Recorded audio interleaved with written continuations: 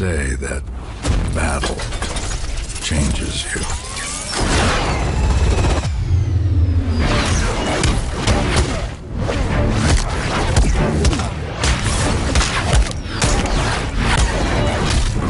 It makes you stronger.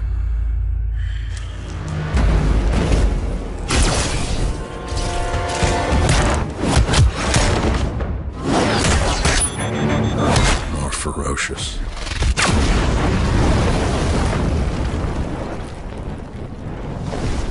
A monster in the night. Watching. Learning. Hunting.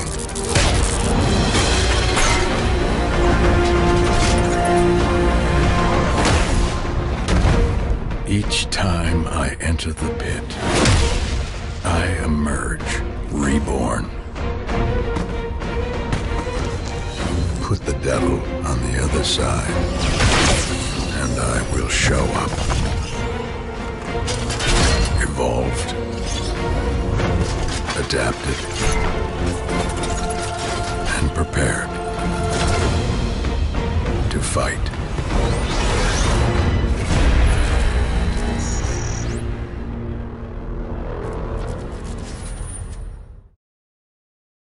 Hey YouTubers, it's Charlie. They just dropped the Injustice 2 trailer, so this is just a quick breakdown of what the hell is going on. It looks like everyone just got beefed up for Justice League Fight Night.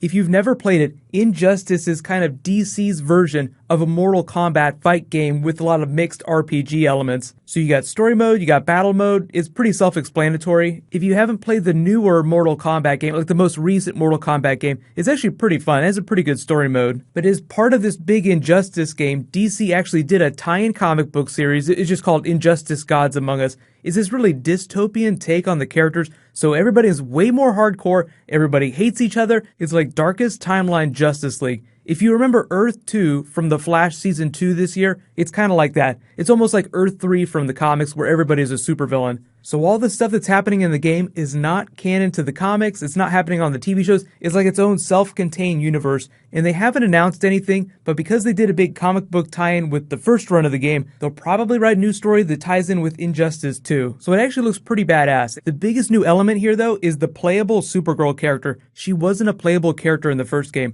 but if you haven't played it yet, it's pretty much on every console you could possibly imagine. They've only announced Injustice 2 on PS4 and Xbox One, but it's a pretty safe bet that it'll hit all consoles eventually. Sometimes there's a console exclusive window where it's only going to be on Xbox and PS4 for like a week before it gets released on PC, so it's not going to drop till next year, so there's plenty of time to figure that stuff out. But this Bryan Cranston, Lex Luthor, Heisenberg voiceover is just meant to let you know that they're upping the stakes, it's just getting way crazier, more playable characters, and there'll probably be some other crazy tie-ins too. Usually when they release sequel games, instead of just adding playable characters, they try to change the game in a meta way that makes it feel like it's not just adding story onto the first version of the game. What I'm expecting is that there'll be more playable characters than there were when the first game was released. If you buy the game right away, the other characters will probably be DLC, or if you get a season pass, you'll get them for free.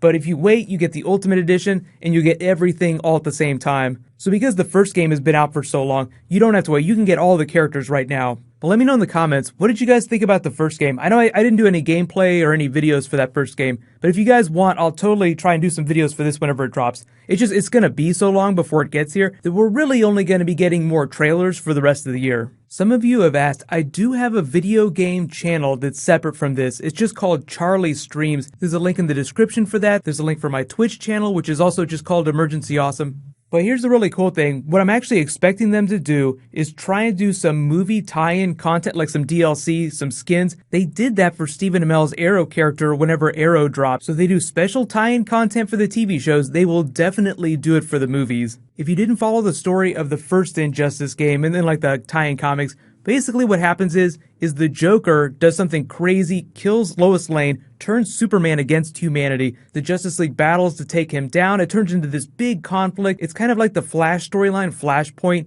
where the Justice League winds up fighting themselves. It's really dystopian. They're only able to stop evil Superman by traveling the multiverse till they find another version that will help them out, like a good version of Superman. So I'm curious to see what the story is for the second game that ups the stakes so much. But just to be clear, this is not canon to what's going on in the comics right now with Rebirth. It has absolutely nothing to do with that. It has nothing to do with what's going on in the movies or the TV shows. This is a self-contained story, just like Frank Miller's Dark Knight Returns. It just kind of exists off by itself. I am going to go ahead and start a new round of the DC giveaway. All you have to do to enter is be a subscriber and leave a comment on this video. It's just a $20 Amazon gift card. I'll be talking about Flash Rebirth and Green Arrow Rebirth story stuff that's happening tomorrow. So if you guys haven't read it, be sure to check out the new Flash Rebirth comic. While you guys wait for my next video to post, you can click here for my Game of Thrones hype Q&A, get hype, and you can click here to learn all about Legends of Tomorrow Season 2, Justice Society, and Vixen coming on the show. She's going to be a series regular. So thank you so much for watching, everybody. Let's high five. I'll see you guys tonight.